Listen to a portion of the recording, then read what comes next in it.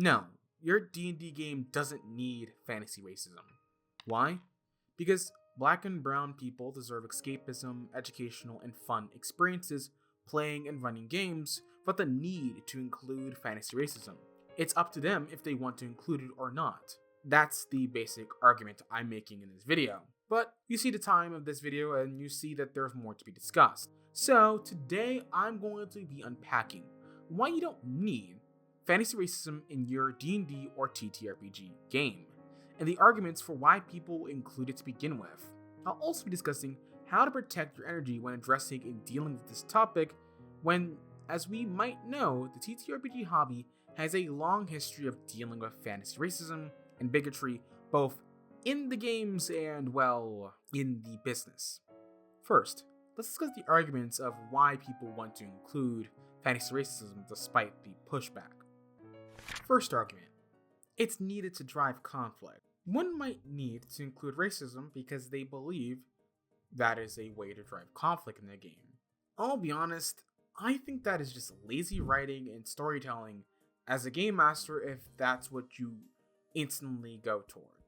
Why do you need racism to create conflict, especially if you're playing, say, a fantasy tabletop role-playing game, where assumedly your stories can and might be able to go into all sorts of directions?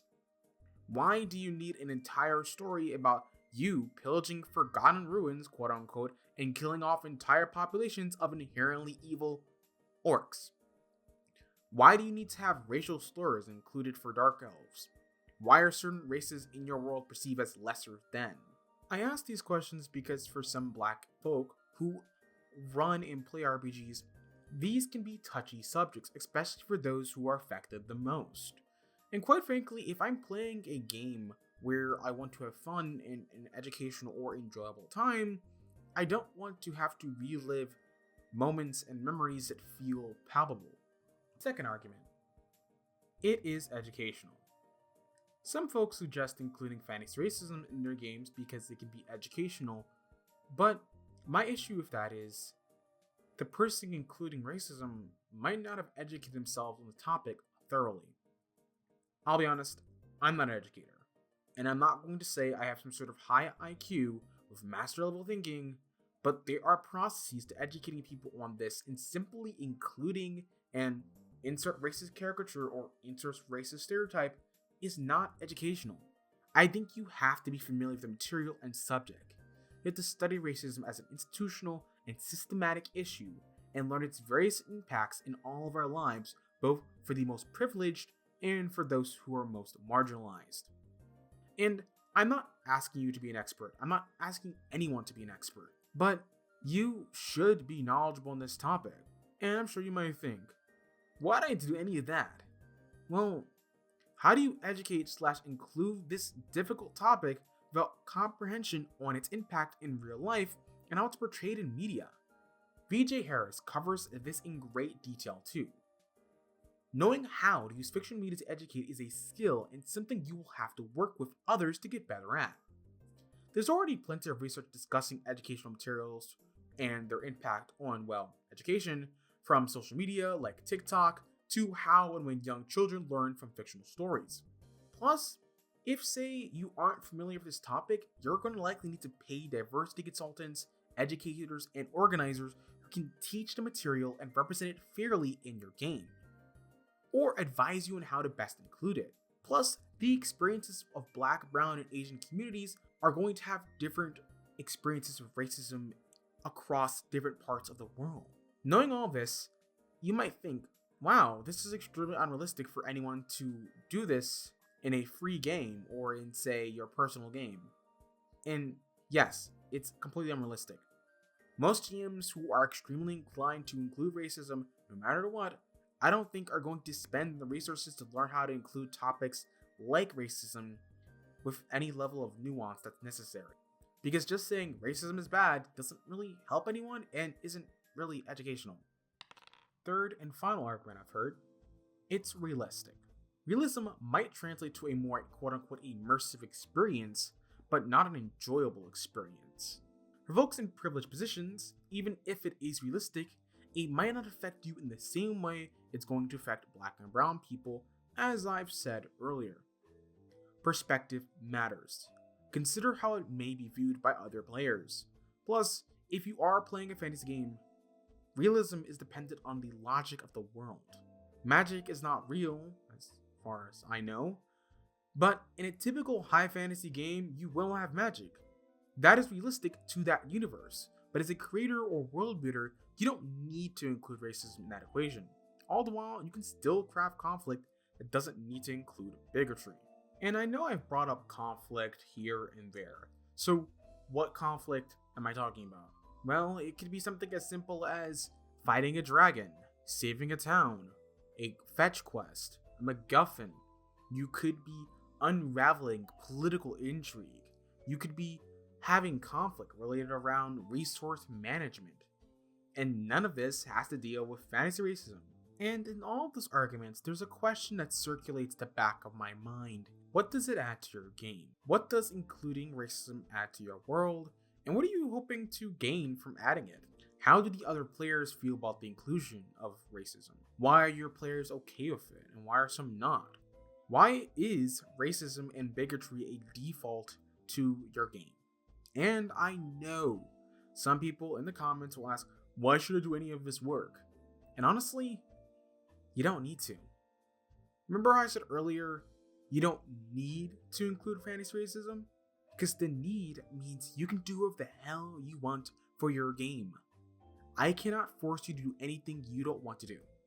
But also recognize that if you include material like this, you have to consider its impact and weight. And if you don't care, well, I can't force you. I'm some black nerd on the internet complaining about racism and its inclusion in the hobby.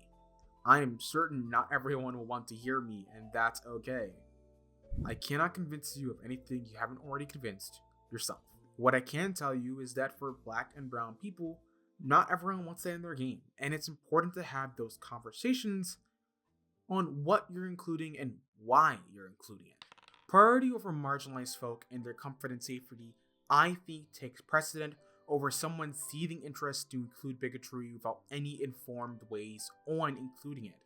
You, as the player and GM, can opt into whatever you want for your RPG.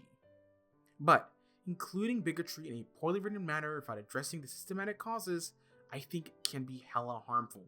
VG Harris talks about this in another TikTok, but poor representation of bigotry in media can be harmful and reinforce bigoted folks' feelings on an issue. And that is not something entirely out of left field when we can acknowledge and know that the TTRPG space, from both a hobby perspective and business perspective, deals with racism. For instance, Gary Gygax was a well-known bioessentialist. He stated it multiple times as shown here. Also, plenty of articles unpack the history that D&D has dealt with its racism.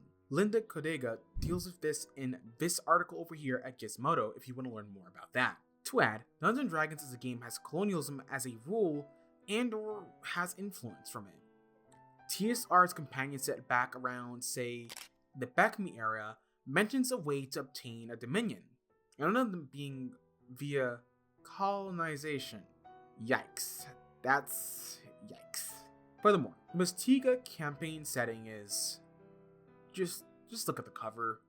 I'm not going to explain it. The cover tells you enough.